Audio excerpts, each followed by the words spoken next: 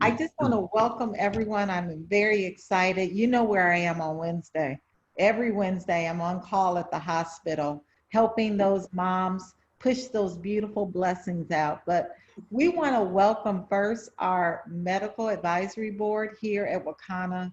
So I want our advisory board, if your video is not on, can you put your video on so everyone can see you? I first want to introduce LaShawn. LaShawn, you want to wave there, Nurse LaShawn? She's Hi, one of everyone. she's one of our RNs who also is very involved and engaged with the Lupus Foundation. She is a lupus patient and has had just incredible results with our products. So I want to introduce LaShawn. Then we're going to go over to Dr. Tyus Crawford. Dr. Crawford is a family practitioner here in Chicago, also on our medical advisory board, as well as Dr. Joyce Smith. You want to wave to them. Dr. Joyce Smith is our PharmD, who is, I think, just driving home from work, but we wanted you to see all of the faces. And I think I saw Dr. Herman Glass. Maybe Dr. Herman Glass is on the attendee side, but I thought I saw his name. If I see him, I'll change him. Thank you so much, Kathy. He's a chiropractor out of Detroit, Michigan.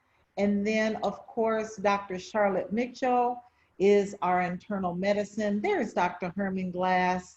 There's Dr. Herman Glass. Thank you so much for joining as a panelist. Dr. Charlotte Mitchell, our internal medicine doc. I think she is on call, as well as Dr. Napasha Gettings, our child and adult psychiatrist. And we also have Dr. Erica Montgomery. She's a clinical psychologist. She is at work as well. But I just wanted to introduce to you our Wakana Medical Advisory Board. So thank you so much. Stay tuned, panelists, for questions as well as our attendees. So I'm Dr. Rita McGuire. I'm the Chief Medical Officer here at Wakana. I'm one of the co-founders as well. And I have a special guest this evening. And I am going to do this, show them your picture as I properly introduce you to our attendees. So Dr. Joseph Rosado, after, let's see here, we'll do that. After spending several years in Central Florida, he was working as an orderly, then an EMT paramedic and heart cath lab technician.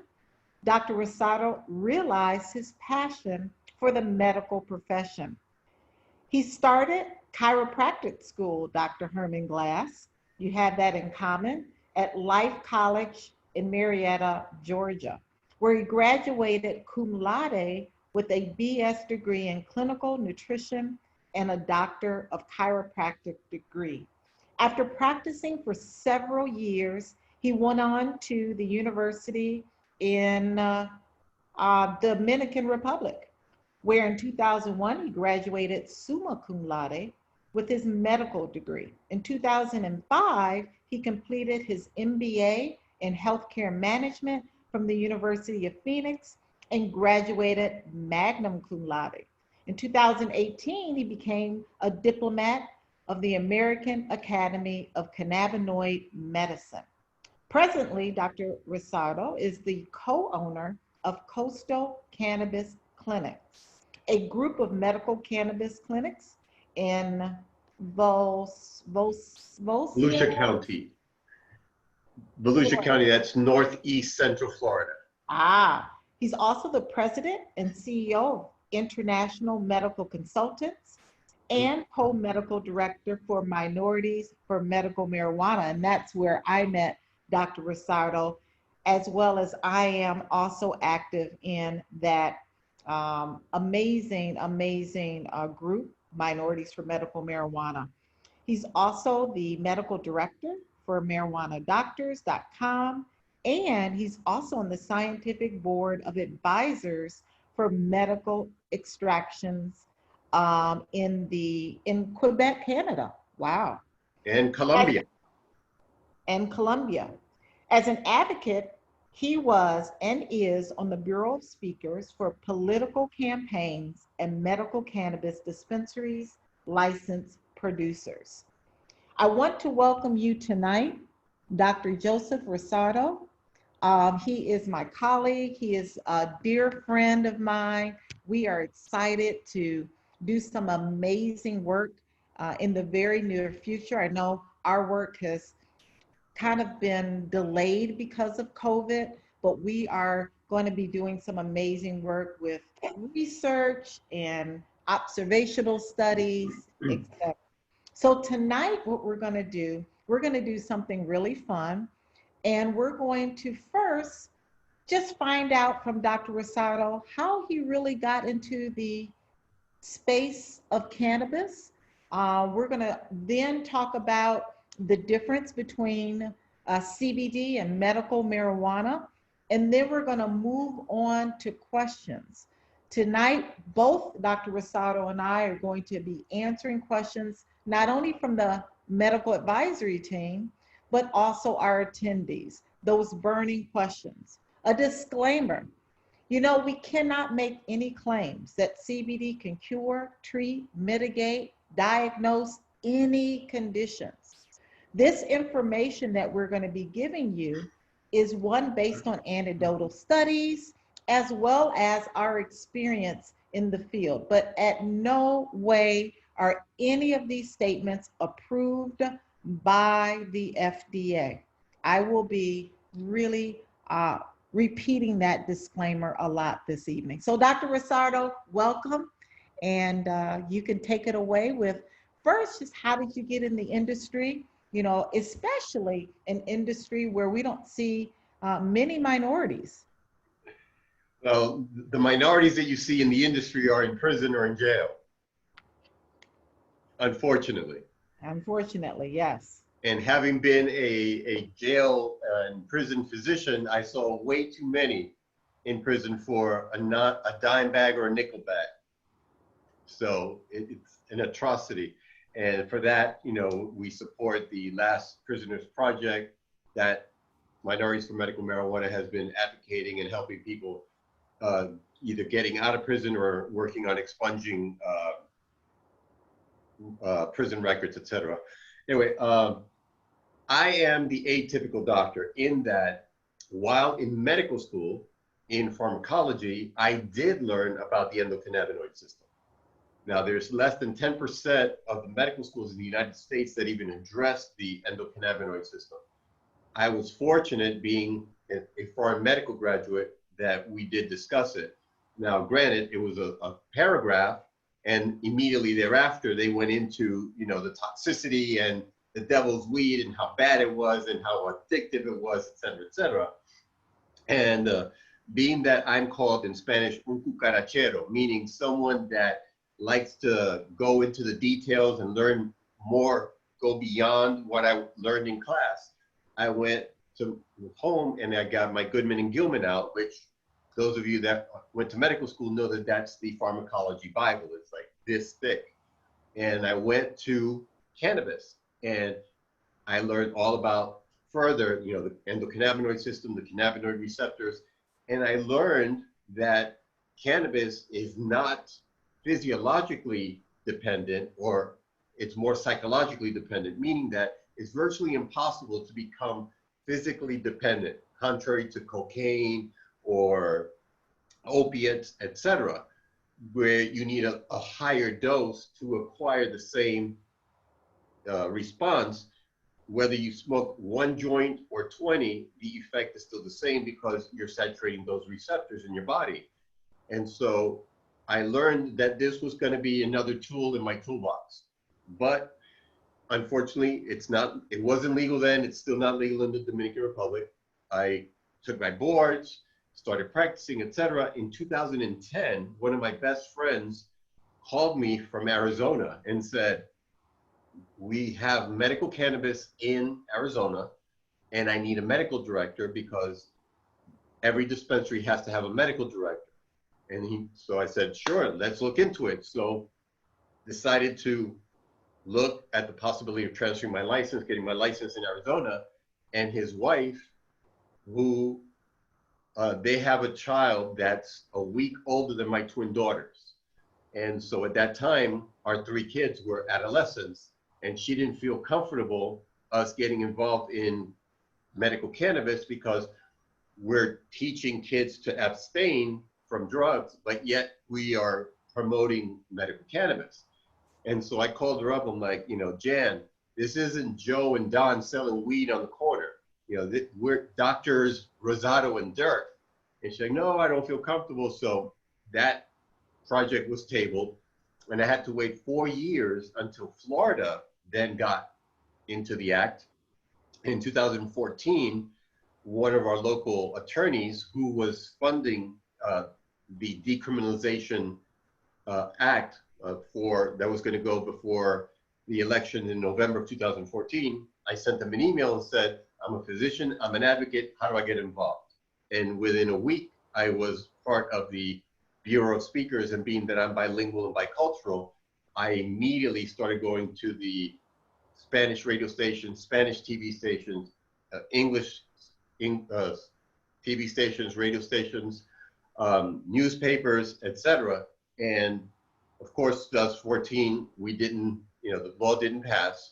So we had to wait until 2016 for the amendment to go back to the drawing board and be voted on, which in 2016, it did pass.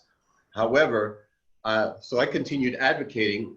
I couldn't recommend, I couldn't prescribe anything because we had no laws, and we had laws, but we had no product, no medication. So in 2016, when we actually had product, 4 years ago this month, I was the first in the greater Central Florida area to recommend medical cannabis to a 35-year-old female who at that time had a stage 3 astrocytoma, a brain tumor in her frontal lobe. When she came to me, she had partial lobectomy. They had removed a portion of her frontal lobe, and a portion of the tumor was still in her brain that they couldn't operate, and they couldn't do any chemo or radiation. And so her neuro-oncologist was telling her, you're just going to have to wait and see. Well, she didn't buy that, and so she came into the office, and at that time, the state of Florida had a 90-day rule, which meant that we had to establish a doctor-patient relationship for 90 days before I could recommend any cannabis to her. So we went through that process. She got her medication. She was the first to get in the greater Central Florida area. She was fine in remission until 2 weeks ago. And of late, she was a yoga teacher teaching yoga on the beach. But unfortunately, last week, I received a message from her that they discovered in one of her sequential MRIs that the tumor is now in the area of her cerebellum, which is the back portion of her brain, and it's considered inoperable, and they're doing additional testing and to see where she's going to go from here, which is sad. And then in November of 2016, I was the first in the state of Florida to recommend medical cannabis to a pediatric patient, a 15-year-old that had a very aggressive stage 4 rhabdomyosarcoma, head and neck tumor that had eaten out his jaw, his cheek, his eye socket, his eye, a portion of his skull, and it had penetrated into his brain. And when we started, he was on 16 milligrams of morphine by way of a morphine pump every hour. And within 2 weeks, we got him down to 8 milligrams of morphine. We were able to cut the dose by 50%, which allowed him to enjoy his family. He was no longer in his hospital bed in his room. He was able to participate with his family in the living room, was able to eat in the kitchen, was the best man at his brother's wedding. And although he passed in February of the following year, those last few months, his quality of life improved tremendously. And what was interesting and touching at the same time was, he's of Puerto Rican descent, a Hispanic. And the family went through all kinds of crap from their other family, their extended family. You know, why are you giving him marijuana? Why are you giving him weed? What's wrong with you? And so to deal with that stigma and deal with that controversy was quite challenging. But, you know, mom, stepdad, dad, his stepmom was my medical assistant. So I had a little leverage because she had already seen me working with some patients. So it's like, I don't care what you people say. I've seen what he does. I know what he's capable of doing, and I trust him with my life, and I'm going to trust him with my stepson's life. So that was a huge advantage. And so from that point forward, once the media saw me and the TV station saw me, my practice boomed. And parents were driving from South Florida, from Miami, which is a 4.5-hour drive to where I am, to have me see, manage, and evaluate their children.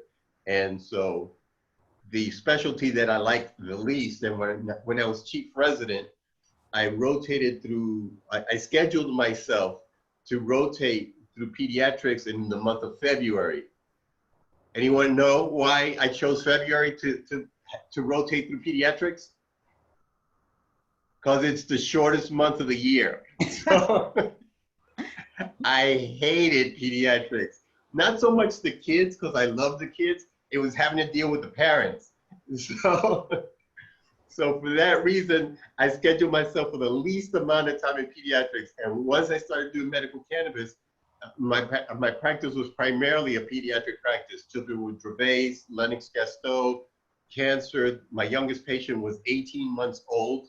And so from that, I got a lot of support and feedback from the parents and moms and dads. And so one of the groups that I lecture for free is Cannamoms, which are parents of children that are on cannabis. And so I dedicate my time for them at no cost. And then a percentage of the proceeds for the book that I published last year goes to Cannamoms. Wow, wow. What a great journey, that you've gone through and looked at the stigma that has been very close to home. And we talk about the negative stigma, and that's a part of our mission and our vision is to end the negative stigma here at Wakana. We really impact communities by educating and empowering. So let's move on to one thing that we want to get clear, and that is the different strains of cannabis. We know that cannabis, has a marijuana and a hemp, and we want to really help those who are guests to understand the difference because our products are sourced from hemp. So what is the difference between marijuana and hemp? May I have permission to share my screen? Yes. This is one of the slides that I use. It's one of the slides I use in the lectures that I give. One of the many lectures that I give, because it's very confusing to, what the differences are between the CBD from hemp versus CBD from cannabis versus CBD and THC. So in the plant world, there are no strains. So that's a misnomer. A lot of people talk about strains. Strains are in bacteria and in viruses, okay? Plants do not have strains. Plants have a family, a genus, a species, a subspecies, okay? So when you talk about strain, you're talking about viruses and bacteria. When you're talking about plants, you're talking about what we talked about, the genus, the family, the species, the subspecies. And then when you talk about the different subspecies, there you're talking about what are called chemovars, okay? Which is a different specific characteristic of each one of the plants. So the easiest way I present this is the mother plant, Cannabis sativa L, is the actual mother. And I've seen on your website that when in the description of your products, you always talk about it comes from Cannabis sativa. That is accurate. That is truly accurate, and I commend you for that because it is the mother plant is Cannabis sativa L. Now, Cannabis sativa had a set of twins, a boy twin and a girl twin. The boy is hemp. Hemp is long and lean, okay? Whereas cannabis, the female, is short and thick, not fat, because girls are not fat, they're thick. Got that. They're thick, nice and thick. I'm getting a lot of applause on that one. So cannabis was originally the correct name. Marijuana is a derogatory racist term that was implemented in the 1930s by Harry Anslinger, which for those of you that want to learn and read more on that, it's found in my book, Hope and Healing, The Case for Cannabis. And the foreword was written by Professor Lumir Hanoush. Professor Lumir Hanoush was the gentleman that when Raphael Mechoulam discovered the first endocannabinoid in 1992, he named it. And he named it anandamide, which comes from the Sanskrit word ananda, which means bliss. So it is the blissful endocannabinoid. Now, I said 1992, so that tells you how young this science is. That's when I graduated chiropractic school in 1992. So I was a young baby of 30 at that time. I just turned 58. So I'm 2 years away from the 6-0. We're the same age. So understand that hemp, being the male plant, has been used in the past for textiles, for clothing, for ropes. Back in the turn of the century, back during the forefathers, they grew hemp. They used hemp to pay taxes. They used it for monetary purposes, for money. But also, it is very high in CBD and very low in THC. Now, the idea of the 0.3% definition, that is not a botanical definition, that is a political definition.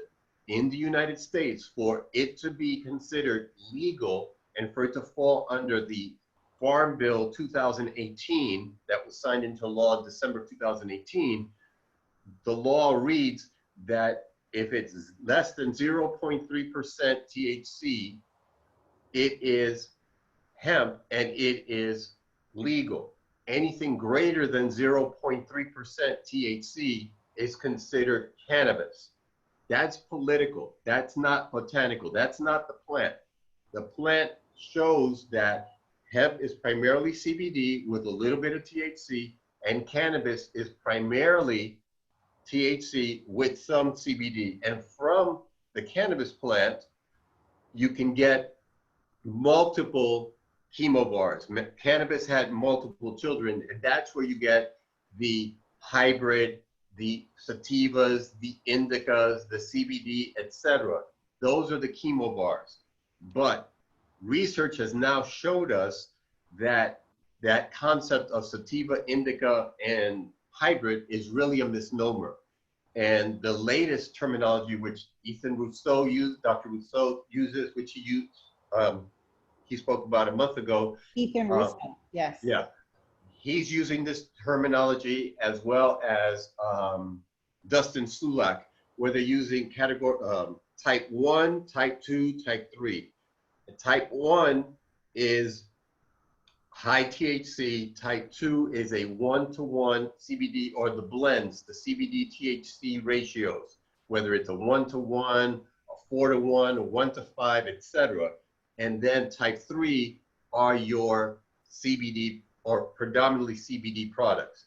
Now, the key to everything is the fact that you want to use the whole plant. You want to be full spectrum, which again, something that kudos to you guys, to your product line, that everything is full spectrum. Now, are there times where individuals need a broad spectrum? And for those of you that don't know the difference, I'm going to run through them really quickly. A full spectrum contains all of the phytocannabinoids. Phyto means plant, cannabinoid means that works on the cannabinoid receptors. So phytocannabinoids. It has all of the phytocannabinoids. So you have CBD, CBG, CBN, CBC, THC, etc. You have them all in one, like an orchestra working together. That's a full spectrum.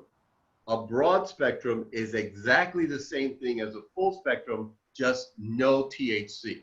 So it has all of the phytocannabinoids, but no THC. This is important for individuals that are drug tested, that undergo urine drug screens. And even though it's 0.3% or less, THC is stored, once it's absorbed in the body, it's stored in the fat cells and then released periodically as the weeks go by, which is why you could smoke a joint today and a month from now test positive on a urine drug screen because it stays that long in your system. Whereas the last portion are the isolates, and isolate is just that. They isolate a specific phytocannabinoid. So a CBD isolate is just CBD, nothing else. A CBG isolate is just CBG, nothing else. I'm a big proponent of using the whole plant, full spectrum, or broad spectrum on those individuals that have to be urine drug screen, like my police officers or EMS personnel or nurses or school teachers that work for certain school boards that are not allowed to have any THC in their system. So this is a picture that depicts and explains the cannabis sativa, the plant, the mother, and then the two species, species 1 hemp, species 2 cannabis, and then from there you have the subspecies, which are what for years have been called sativa indica hybrid, but now in reality there are more types, and they've discovered that it's not so much the sativa indica hybrid, but more the terpene component. It's the terpenes in conjunction with the phytocannabinoids that have the medicinal values and properties of cannabis. So I hope this was relatively clear in explaining the differences and how they are all cannabis, but they just have different species. Fantastic. Thank you for that clarity. And the name of your book, can you hold that up one more time? We want to ensure. Do you want it in English or in Spanish? English first and then Spanish. All right. Hope and Healing, The Case for Cannabis by Dr. Joseph Rosado. Very good. And then in Spanish, for those of us that speak Spanish or have family members that prefer to read in Spanish and not in English, Esperanza y Sanación, el caso del cannabis. Awesome. Fantastic. So now we're gonna take some questions. We're gonna take questions from our attendees. You can put it right there in the chat. We're gonna take questions from the panelists. But there are a lot of questions as it relates to CBD and how it can assist with different challenges, because we know we can't say that it cures or treats or mitigates. But let's talk about lupus, Dr. Rosado. Let's talk about how CBD can assist in those who have lupus. Sir, first question. Lupus falls under an umbrella of what are called autoimmune conditions. Autoimmune meaning that the body, the disease perceives that the body is its own enemy, and so it attacks itself. And under that umbrella, you have not only lupus, but you have rheumatoid arthritis, hypothyroidism falls under that category, diabetes type 1 falls under that category, mixed connective tissue disease falls under that category, Sjogren's falls under that category, scleroderma falls under that category. So it's a host of diseases that have been named, but they all fall under that same umbrella of autoimmune conditions. And the majority of autoimmune conditions focus on and cause a lot of inflammation. That's the biggest thing. There's inflammation throughout the body, and that inflammation attacking different parts of the body causes the different symptomatology. So if that inflammation goes into the kidney area, then they have nephritis. Itis means inflammation. So they have inflammation of the kidney or the renal structures. If you have inflammation at the level of the joints, then you have arthritis. Arthro means joint, itis means inflammation. Arthritis. So rheumatoid arthritis. You can get lupus as well. Lupus also reflects itself in the skin, and so you get the dermatitis. You get that the butterfly rash that's very common with lupus. So being that all of these conditions cause a severe amount of inflammation, and they also produce a lot of free radicals. Free radicals are things that cause a lot of disease and oxidation, stress oxidation in the body. CBD is not only an anti-inflammatory, but it is also an antioxidant. And by being an antioxidant and it working on the CB2 receptors, which the CB2 receptors are found in the system of immunity. So the thymus gland, bone marrow, white blood cells, the CB2 receptors are found there. CBD works on those receptors. And so now if you can imagine a Pac-Man gobbling up these free radicals as the white blood cells go through and are gobbling up all of these free radicals that cause this dis-ease or lack of ease. So by utilizing CBD in conjunction with the conventional treatments, it's supporting your immune system to build the immunity to be able to ward off these free radicals, but also supports the body in its ability to reduce inflammation because of its anti-inflammatory effect. Awesome. Does multiple sclerosis fall under an autoimmune disease? Yes, ma'am, it does. That affects primarily the nervous system. And so one of the benefits of CBD is that it is neuroregenerative. Neuro means nerve. Regenerative means that it regenerates the nerve. So it supports individuals that have the multiple sclerosis, because MS, multiple sclerosis, is what's called a demyelinating condition. Myelin, if you picture this finger is a nerve, okay? And so I wrap this piece of paper like a sheet around my finger. This piece of paper represents the myelin, okay?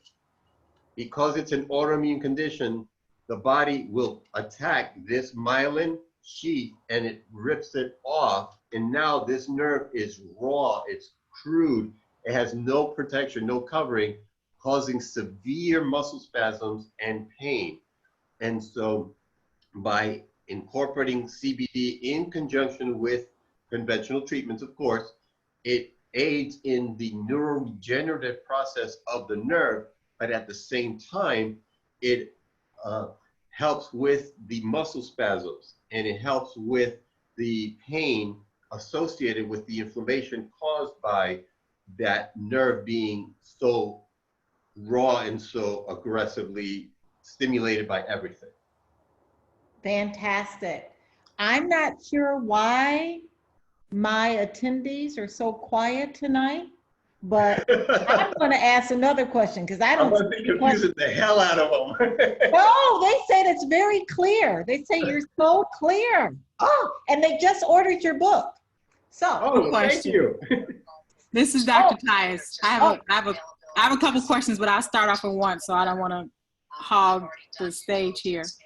But I've looked under, studies, small studies regarding how the CBD helps with blood pressure. What is your experience with, does it help the blood pressure lowering, no effect? What is your experience? Did you watch my show, my podcast this past Friday in Spanish? No. With Canal Latinos? I think you were. I think you were watching. Or were you in Orlando in February when I gave my talk on cardiovascular system and blood pressure and CBD? I missed that. Sorry. Lo All right. siento. All right. Oh, very nice. All right. So excellent question. And with hypertension, with high blood pressure, an actual study was done with people that had no blood pressure issues whatsoever. Okay, they had no hypertension. They did not have that diagnosis, and they were given 600 milligrams of CBD.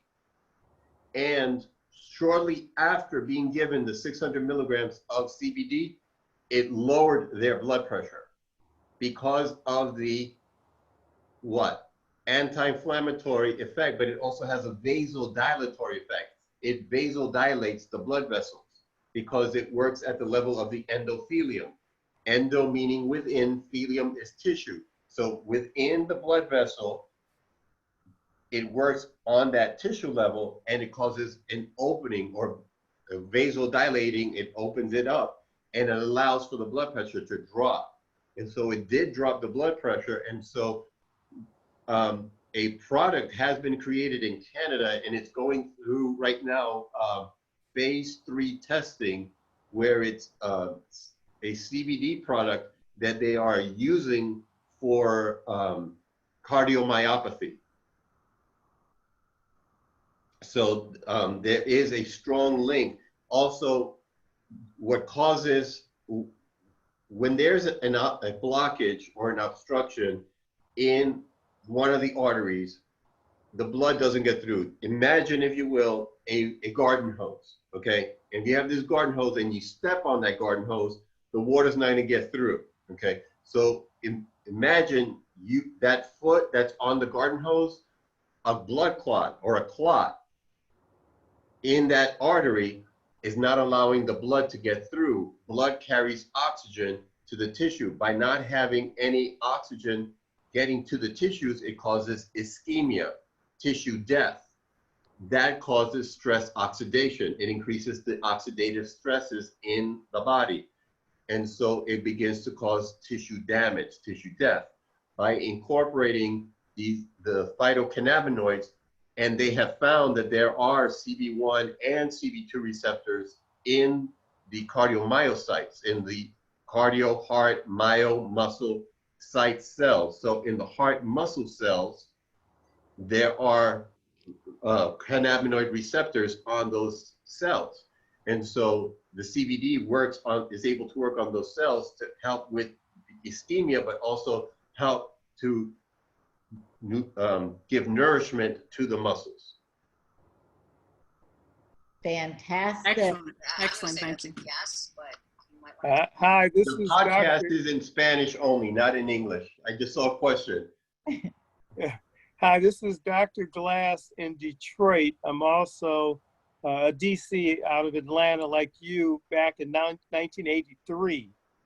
Oh, Yeah. you're old school. I know. I really appreciate the clarification of CBD versus marijuana, and also what I can use now, because in my practice, I treat a lot of MS patients, and the clarification that a lot of the patients just want to smoke cannabis, want to smoke marijuana all the time. And you making it very clear and then giving some clarification on male and female. I just want to applaud you for a very concise and detailed explanation, and thank you very much. My pleasure. Dr. Rosado. Yes. Hi, my name is LaShawn Garola. I'm a nurse on the panel here, and I also have lupus, as Dr. Rita mentioned. I was diagnosed in 2010, so 10 years ago. And I started using Wakana CBD products in November of 2019. So what is that, about 8 months or so? Every year since my diagnosis, from 2010 up until February of 2019, I was hospitalized at least 1 to 2 times a year for major flare-ups that affected my lungs, lupus pneumonitis. Mm-hmm. Since I've been doing the Pneumonitis, CBD, inflammation in your lungs. yes, Yeah. yes, yes, and itis, inflammation of the lung, around the lining of the lung. Well, earlier you mentioned how the CBD can be used as an adjunct to the traditional treatments for lupus. So my base medication would be mycophenolate and Plaquenil. Mm-hmm. And since I started using the CBD, I've had to use less prednisone to get me through over the humps of severe flare-ups. I mean, I still have flare-ups, but I've not been in the hospital overnight since. You know why? Well, I would imagine that the CBD has a lot to do with that. CBD Now, right is now twice- in Chicago, it is 90, it was 95 today. As you know, heat can trigger lupus flares. Mhm. For me, extreme cold, like our winters, can also flare me.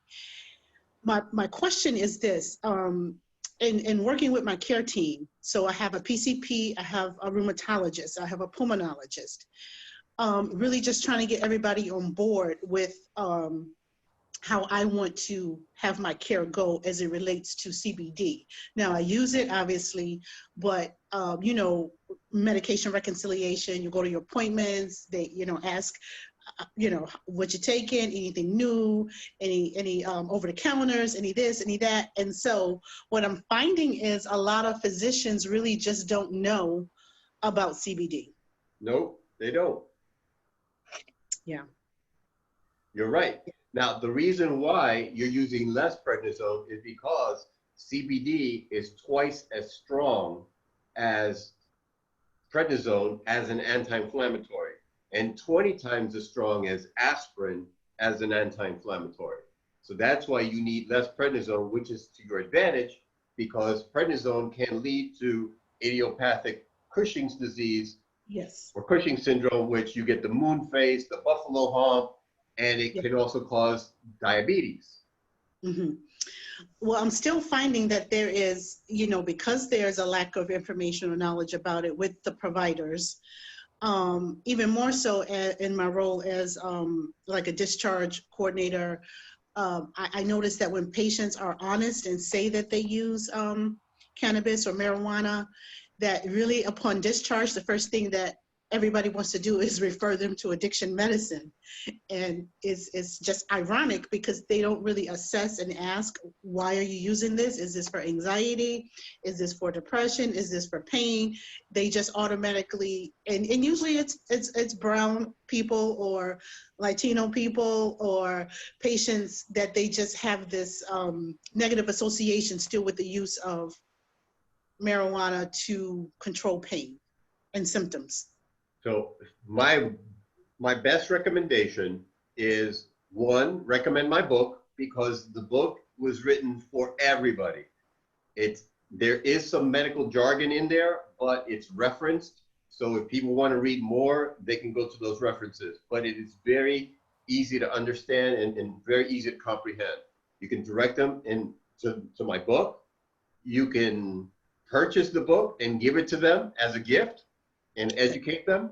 You can also direct them to my website, which is josephrosadomd.com. josephrosadomd.com. And in there, they can on that website, aside from the information that's on there, they can also have access to the book and purchase the book online. Thank you. Yes, ma'am. Thank you so much. Dr. Rosado, the Yes, ma'am. attendees are waking up with questions now. All right, let's go. Let's go. So, about how long does it take for the CBD to nourish the tissue? It depends the mode of administration, depends how you take it. If it's, now you guys don't have any inhalation products, to my knowledge. We have our vape cartridges, we do have pre-rolls. Okay. We have So the then, fast-acting products, yes. okay, fantastic. So when you use an inhalation process, you get the effect within 3 to 10 minutes. Now understand that CBD, and here's another misnomer, and something that we need to clear up. Okay. People say that CBD is not psychoactive. that THC is psychoactive, but CBD is not. That is a lie. They are both psychoactive because you have CB1 and CB2 receptors in your brain. Psychoactive means that it's working on your brain. So CBD and THC are both psychoactive, just like coffee is psychoactive, just like hot chocolate is psychoactive. You have receptors in your brain, okay? What the difference is whether it causes euphoria or not. That's the key term. So CBD does not cause euphoria. THC does cause euphoria, as does CBN. CBN also causes euphoria. So that's the proper term. So they both are psychoactive because they both work on the brain. Now, the challenge with CBD is because it doesn't cause euphoria, a lot of people don't like to use CBD because they say, I use it and I don't feel anything. And the important thing that they understand is that they're not going to feel high because it's working at the cellular level, okay? Because we produce endocannabinoids, we produce cannabis in our system. Now, there's an enzyme in our bodies that destroys the cannabinoid that we produce. We produce anandamide, 2-AG, and 3 others that have been named. There's an enzyme called FAAH, fatty acid amide hydrolase, also known as FAAH, FAAH. FAAH deactivates or cuts the lifespan of the anandamide. Now, CBD blocks the action of the FAAH. So that's why everyone should be on CBD, because by everyone being on CBD, it blocks that enzyme from attacking the endocannabinoids, and it allows for the endocannabinoids to express themselves. So that's why everyone must be on CBD to be able to offset the action of that enzyme that is attacking the endocannabinoids. So when you use vaping, you get the effect within 3 to 10 minutes. When you do sublingual, it takes 90 minutes for you to get the effect. When you take an edible, whether it's a capsule or something edible that you eat, it takes up to 2 hours to get the effect into your body. So for that reason, I encourage all my patients to mix the modes of administration. Do the vaping in conjunction with a sublingual, in conjunction with an edible, because as one is wearing off, the other one is kicking in. As the other one is wearing off, the other one's kicking in, because the vape lasts 2 to 4 hours. The sublingual oil lasts 4 to 6 hours, and then the edible can last as much as 8 to 12 hours, depending on how you metabolize. So you want to use all of the modes of administration to be able to attack all of the different levels.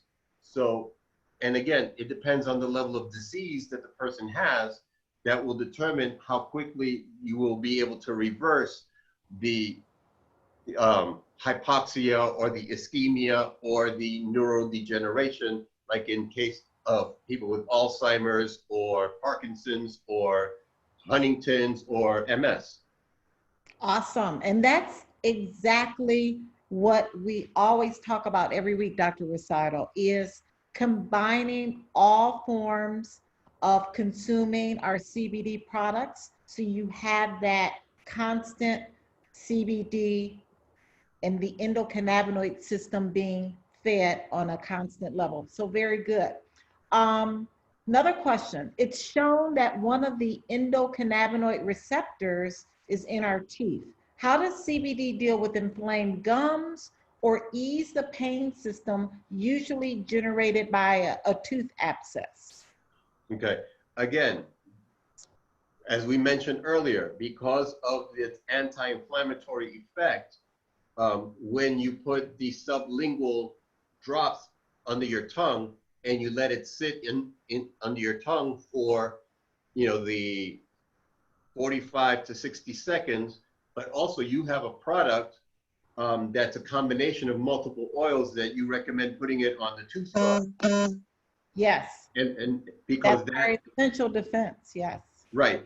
Because again, it's a combination, it's a multifactorial situation. So, you know, as great as CBD is, it's important to incorporate as many things as possible. So that product of yours that you recommend to put it on the toothbrush, again, that is going to support the oral cavity, but as well as putting the drops under the tongue and letting it sit there. And then before swallowing it, swishing it around in your mouth for a minute will help bathe that whole oral mucosa and before it goes down into your gut.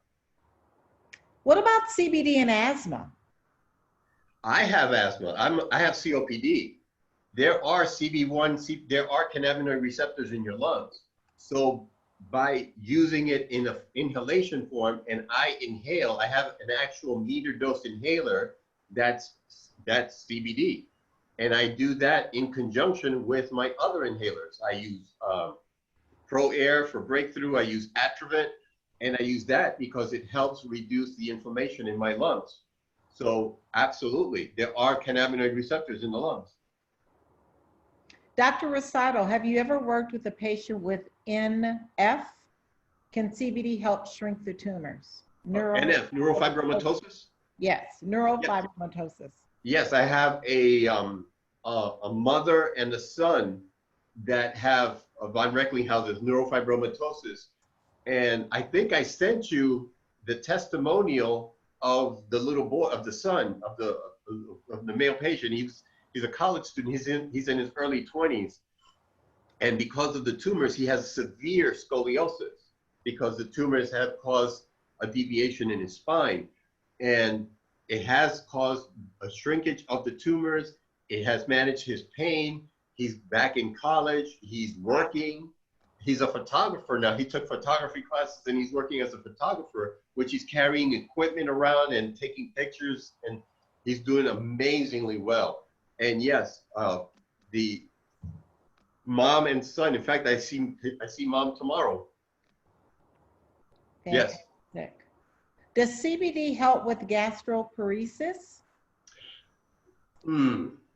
Although there are cannabinoid receptors in the gastrointestinal tract, it's mostly CB1 receptors that are found in the GI tract. So patients with gastroparesis, on those patients, I tend to go more the medical cannabis route than the CBD route. Although the CBD helps with the inflammation, as far as working on the CB1 receptors, there's a need for a little bit more than 0.3% THC to help manage those patients. I've got quite a few patients. In fact, I started one today that has gastroparesis. And the only thing that helps is the medical cannabis. On those patients, it's a 1-to-1 that I recommend. It's a one part CBD to 1 part THC in a capsule form, 25 milligrams of each, and they take it orally at bedtime because as it's going through the GI tract while they're sleeping, it's working on the receptors and they wake up feeling better and refreshed. Perfect. Please explain how CBD helps with the bone-on-bone knee pain. Is there any information about CBD regrowing cartilage? Not so much cartilage. It has been shown to grow bone. Right. There have been studies showing that it will replenish, it works on the bone cells and it will restore bone. As far as cartilage, not so much.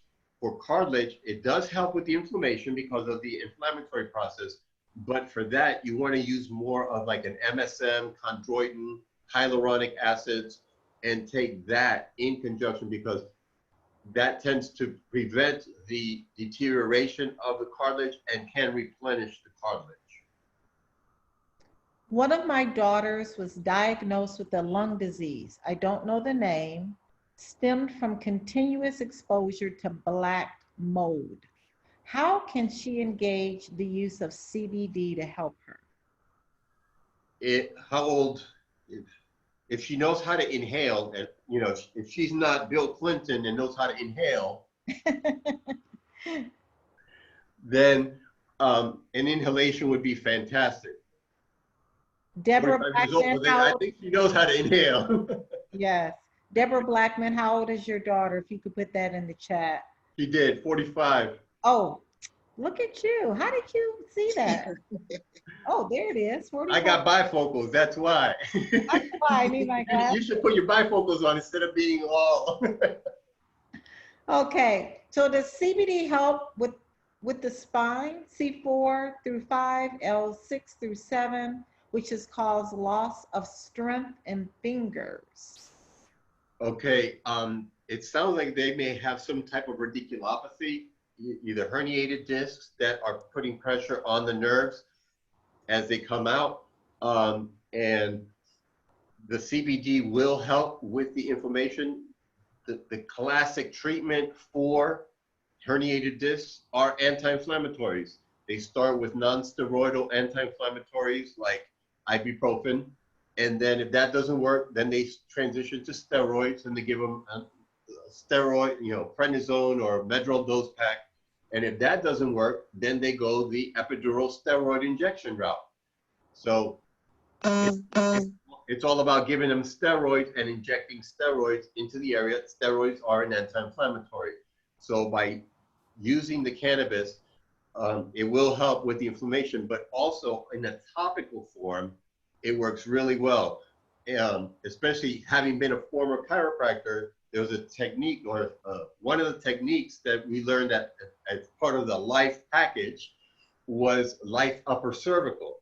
And I don't know about your time, but Dr. Grostic was there at my time, and they were big into orthospinology, which is upper cervical work. They only adjusted the first and second vertebrae in the spine because they felt that if they adjusted the upper cervical, it worked everything because all nerve transmission has to go through this area. So one of the places I tell patients to apply their topical creams is in the upper cervical, upper neck area, especially at bedtime, especially if they are migraine sufferers. Applying the topical cream in the nape, what we call in the street, on the nape of the neck or the back of the neck, covering the whole neck area from here to here. All transmission from the body has to go there, but all transmission from the brain down also has to go there. You have tracts that go up and tracts that come down. And by putting the topical cream in that area, it's absorbed and it'll penetrate and work directly on that location. Wonderful. Topical CBD. We have some of the best here, Dr. Rosado. Prostate cancer. I need to know about prostate cancer and CBD, please. Okay.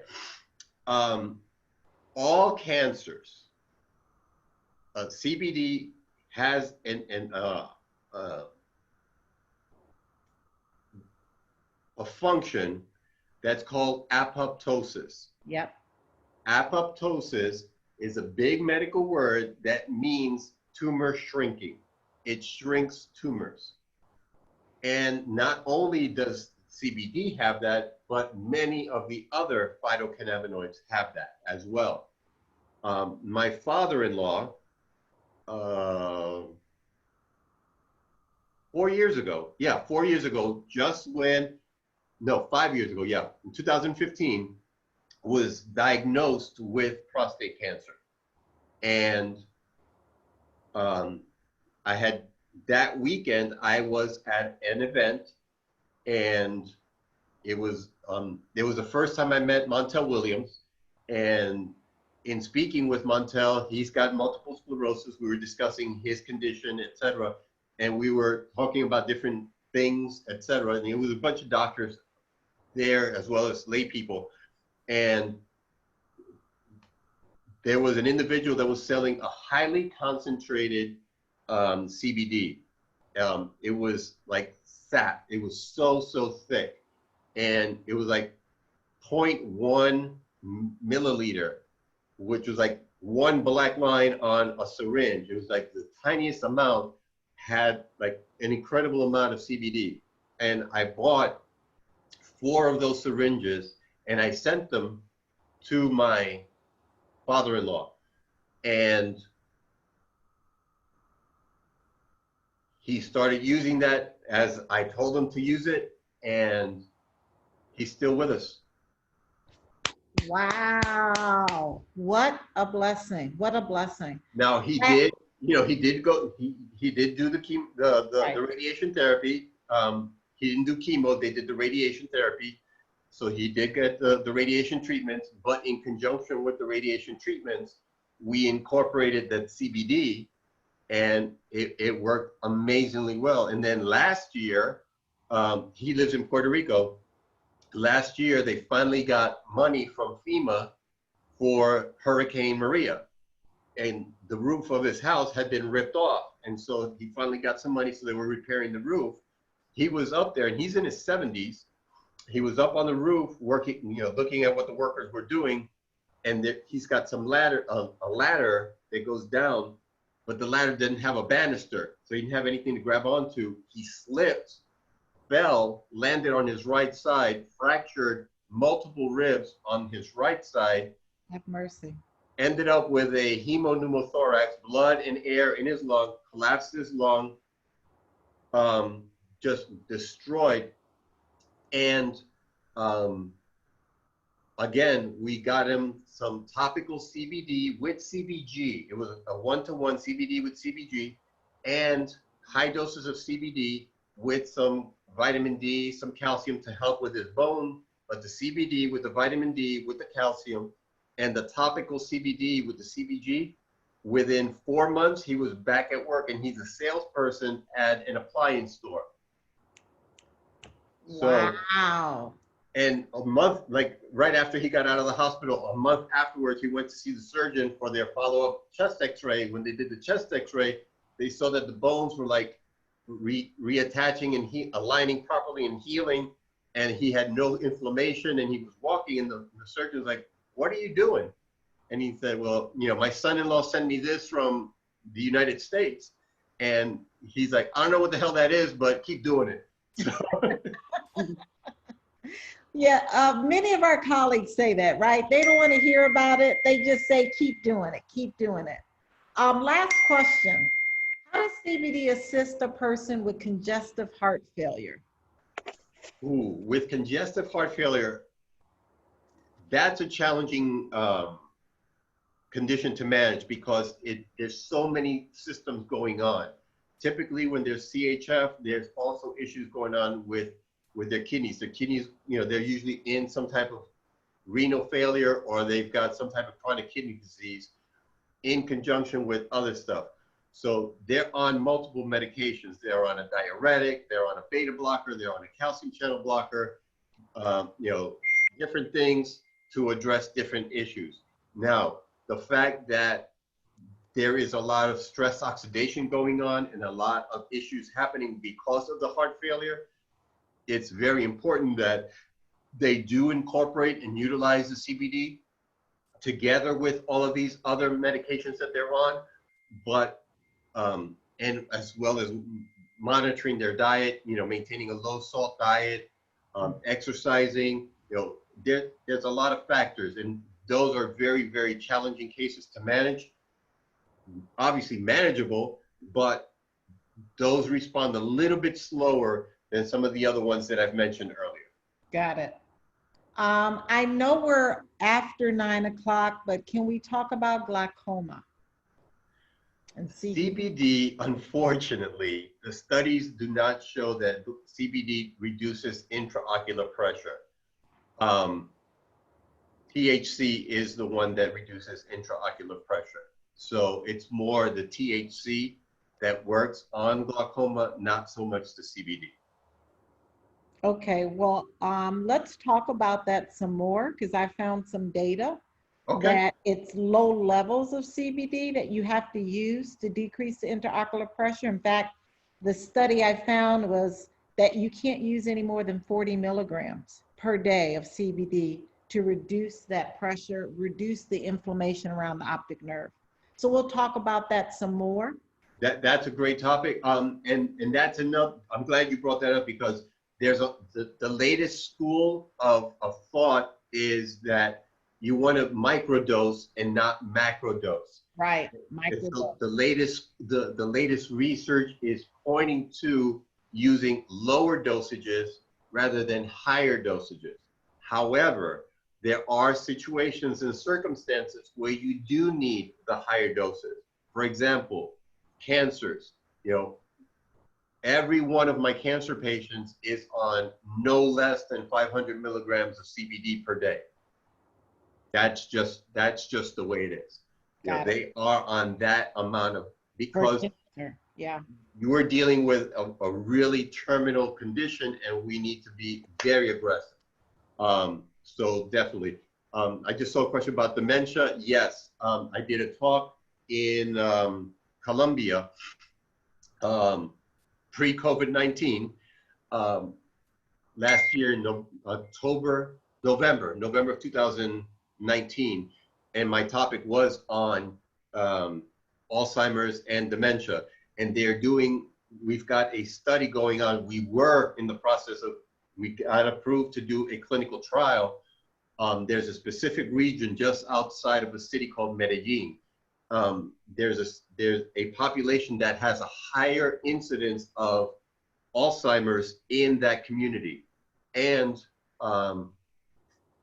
in the United States, Alzheimer's is the 6th leading cause of death. In Colombia and in Puerto Rico, it's the 4th leading cause of death. wow. And so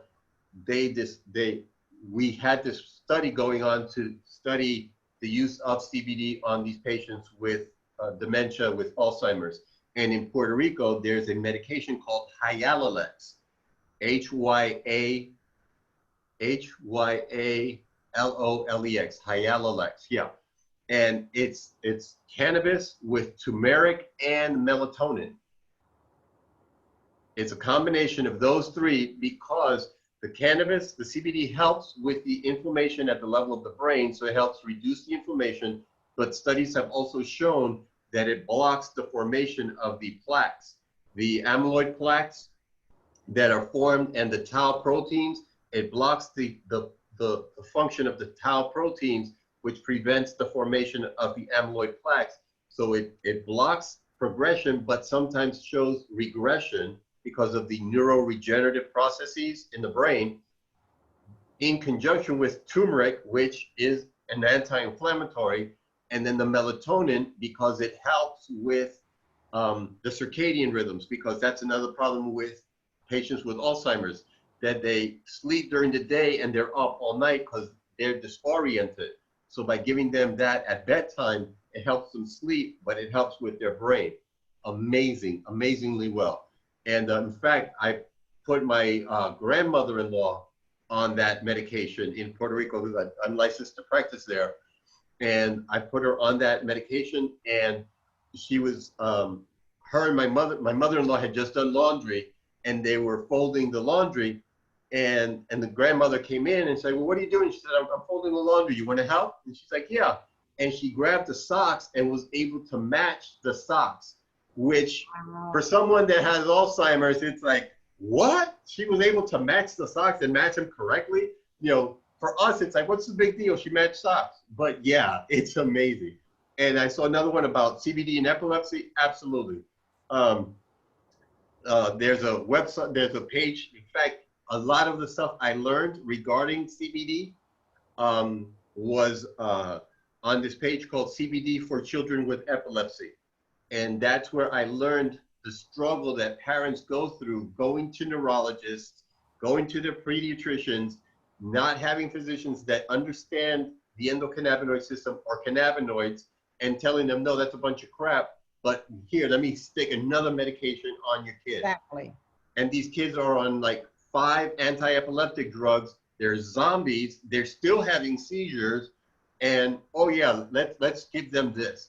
So in my book, I speak on that, and I reference Charlotte's Web, which, you know, she was on CNN. Sanjay, that's what made Sanjay Gupta a believer in CBD, was seeing her story. And I have quite a few patients that have her condition. She had Dravet syndrome, and I have quite a few patients that are on that. And the FDA got wind of it, and they made Epidiolex, which is the first FDA-approved medication that comes from CBD, from the plant, not synthetic, not made in the lab. It comes from the actual plant, and Now here's the hypocrisy of this effing country. And then the Bronx in me had to come out. I'm sorry. Uh-oh, the Bronx is coming out. Here's the hypocrisy. Cannabis from the plant is a Schedule I drug where they say that it has no medicinal value and a high level of addiction. Synthetic cannabis, also known as Marinol, made in a lab, doesn't come from the plant, is a Schedule III. That means I don't have to write a prescription. I can call the pharmacy, or my medical assistant can call the pharmacy, call the prescription in, and it's filled. It's a Schedule III drug. Epidiolex that comes from the plant, that's CBD isolate, it's not even whole, it's not full spectrum, it's a CBD isolate, is a Schedule V. Schedule V means low level of dependence. Like a cough drop. Exactly, it's a freaking cough drop. And now they're gonna take it off the schedule and start selling it over the counter. And what do parents have to pay for that? $32,000 a year. It's $32,000 MFing a year. That's a salary. My mother was a teacher's aide. My mother never made $32,000 in her freaking career. That's the FDA for you. God bless them. And I've had children come into the office that all three, mom will come in with 3 kids and all 3 kids have Dravet's. They have the genetic component. Now imagine if every one of those kids, mom had to drop, that's $100,000 a year for medication, for a plant. Are you kidding me? God bless Ooh, you. I got hot. Huh. Dr. Rosado, Dr. Rita, you got me wound up. You got me wound up. Can you drop your email in the chat for us? So sure. We can, yeah, my email at my website is josephrosadomd.com, and my email address is info@josephrosadomd.com.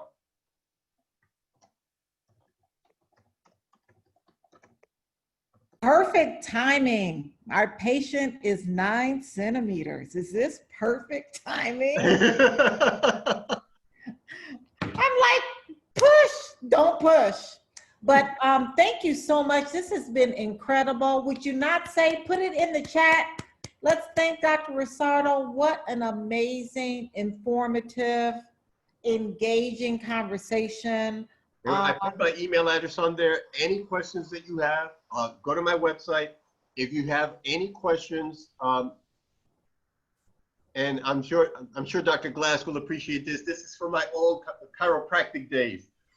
I offer a 15-minute free consultation. All right. So you go to my website. There's a section that reads book. You click on that, and there's a calendar. You can schedule a free 15-minute consultation with me. Any questions that you have for those 15 minutes. After that, I am going to charge you because I am a student of Sid Williams. So. Oh, well, I'm excited. Dr. Rosado and I have some very, very exciting things we're going to be doing with Wakana. As someone hit me up. Am I interested in a business opportunity? Yes. Are you kidding me? Look at that. He's already my distributor. Leave him alone. Holy crap. They don't respect that. That is a hell of a business person right there. That's right. That is a business person. That's no a business fear. person. Boom. Well, thank you so much, Dr. Rosado. We thank everybody that joined the line. Thank you for the invitation. Thank you to the medical panelists. I appreciate all the questions. And we'll see you very soon. Yes, ma'am. Okay. Until next time, peace. Peace.